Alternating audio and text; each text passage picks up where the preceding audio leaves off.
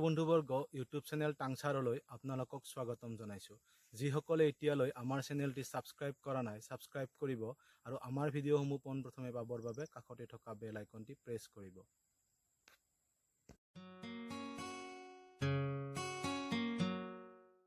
What হোৱেৰ হোৱাই অনুক্ৰমিক খণ্ডত আজি আমি আলোচনা কৰিম কাহৰ বিষয়ে।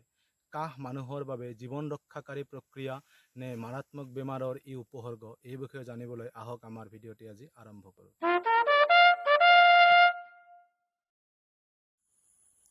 কাহ স্বয়ং কোনো ৰোগ নহয়, ই অন্য ৰোগৰ লক্ষণ মাত্ৰ।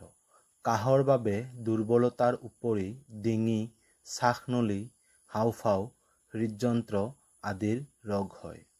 যক্ষ্মা আৰু হাঁপানি ৰোগত কাহ এটা মুখ্য লক্ষণ।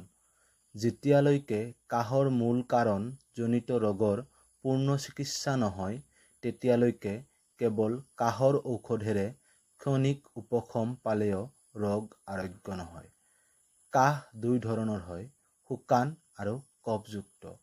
শুকান কাহত মুঠেও কফ নাথাকে আৰু অতি কষ্টকৰভাৱে সামান্য থু ওলায়। আনহাতে কফযুক্ত কাহত অলপ কাহিলেই কফ ওলায়। কাহ হৈছে আমাৰ শ্বাসনলীত জমি থকা বৰ্জ্য পদাৰ্থবোৰ বাহিৰলৈ উলিয়াই দিয়াৰ এটা স্বাভাৱিক উপায়। মানুহে স্বইচ্ছাৰে কাহিব পাৰে, আকৌ প্ৰতিৱৰ্ত প্ৰক্ৰিয়াৰ মাধ্যমেৰেও কাহ হ'ব পাৰে। কাহৰ দ্বাৰা শ্বাসনলীক পৰিষ্কাৰ ৰাখিব পাৰি, যাতে ক্ষতিকাৰক কোনো জীৱাণু বা পদাৰ্থ হাঁওফাঁওৰ ভিতৰত সোমাব নোৱাৰে। সেই অৰ্থত কাহ হৈছে এটি জীৱন ৰক্ষাকাৰী প্ৰক্ৰিয়া।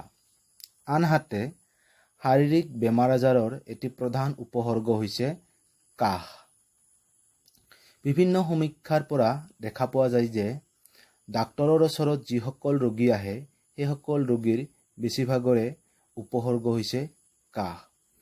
শ্বাসনলী অথবা হাঁওফাঁওৰ যিকোনো অংশত প্ৰদাহ হ'লে কাহৰ উদ্ৰেক হয়।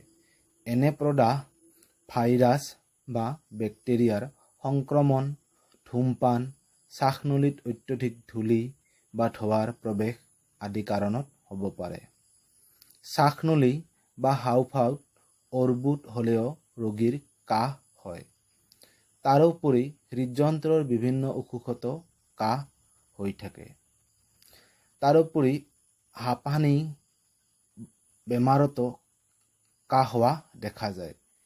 এই ধৰণৰ ৰোগীৰ ক্ষেত্ৰত শ্বাসনলীৰ প্ৰদাহ আৰু অতিৰিক্ত সংকোচনৰ ফলত কাহৰ সৃষ্টি হয়। অনেক সাধাৰণ বেমাৰত যেনেকৈ কাহ হয়, তেনেকৈ বহু মাৰাত্মক ৰোগেও কাহৰ মাধ্যমেৰে নিজৰ সম্ভেদ দিয়ে। সেয়েহে কাহ হ'লে ইয়াক উপেক্ষা নকৰি চিকিৎসকৰ পৰামৰ্শ লোৱা প্ৰয়োজন। কাহ যিহেতু ৰোগ নহয়, ই এক জীৱন ৰক্ষাকাৰী প্ৰক্ৰিয়াহে। অৱশ্যে যদি দিনক দিনে কাহ বাঢ়ি গৈ থাকে, সেয়া আমাৰ স্বাস্থ্যৰ বাবে চিন্তাৰ বিষয়। এই ক্ষেত্ৰত আমি চিকিৎসকৰ পৰামৰ্শ গ্ৰহণ কৰিবই লাগিব। সকলো ধৰণৰ কাহত চিকিৎসকৰ পৰামৰ্শ লোৱাৰ উপৰিও আমি কিছুমান ঘৰুৱা যতনো ল'ব পাৰোঁ। খাবলৈ কুহুমীয়া গৰম পানী ব্যৱহাৰ কৰিব লাগে। পানী সদায় প্ৰচুৰ পৰিমাণে খাব লাগে, যাতে কোনো কাৰণতে ডিহাইড্ৰেশ্যন নহয়। ডিঙি আৰু কাণত ফেন বা এচিৰ ঠাণ্ডা বতাহ লাগিব দিব নালাগে। উপৰি আমি কিছুমান মিশ্ৰণো গ্ৰহণ কৰিব পাৰোঁ, যেনে 1. মৌ জোল নেমু কুহুমীয়া গৰম পানীৰ মিশ্ৰণ। 2.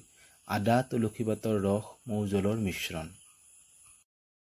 আজিৰ হোৱাট হোৱেৰ হোৱাই খণ্ডত আপোনালোকে কাহ কিয় হয়, কাহ কি, এই বিষয়ে নিশ্চয় জানিব পাৰিলে। আৰু যদি আজিৰ ভিডিঅ'টি ভাল লাগিছে, তেনেহ'লে বন্ধুবৰ্গ আৰু নিজৰ পৰিয়ালৰ লগত শ্বেয়াৰ কৰক। আৰু যদি কিবা ক'বলগীয়া বা জানিবলগীয়া আছে, কমেণ্ট বক্সত কমেণ্ট কৰক। পৰৱৰ্তী খণ্ডত নিশ্চয় এটা নতুন বিষয়ৰ সৈতে পুনৰ লগ পাম, তাৰে আশাৰে আজিলৈ ধন্যবাদ।